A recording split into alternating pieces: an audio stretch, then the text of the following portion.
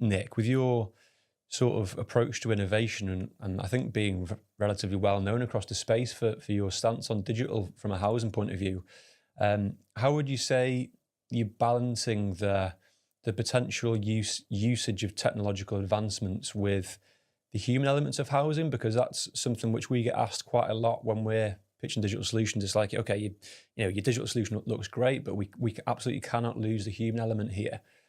Is that a balance that you've had to sort of contend with on your side? Yeah, absolutely. And I think it's not one or the other. And I think that's where Mm, I sometimes get a little bit frustrated that where the debate goes. So we have to accept that for the vast majority of our customers, dealing with us as their landlord is a hygiene factor. They just yeah. want us to do something when they need us to do it. And the rest of the time, they want us out of their lives.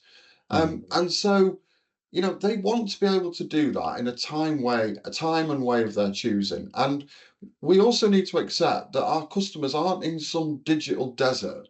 They do actually use the internet, they do actually use mobile phones, they do actually prefer to have a seamless self-serve option if it works and where it actually gives them what they need, because it's a lot quicker and easier than having to, yeah. verify themselves by giving the maiden name of their dog and their inside leg measurement before we speak to them. So I think we need to accept that for the vast majority of customers, if we offer a really good self-serve offer, they'll take it. So I think where AI sits, if you're trying to develop a culture of innovation, you've got to encourage your colleagues to experiment with AI technologies, and you've also got to give them a cultural sense of empowerment to propose and develop new ideas. And again, housing is very traditional. It's been a very safe space. It's not had a burning platform. It's not had that need to change.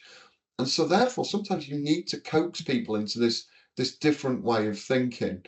Um, and also I think the final thing I'd say on this, because again, the risk with AI is that you could potentially lose the human element.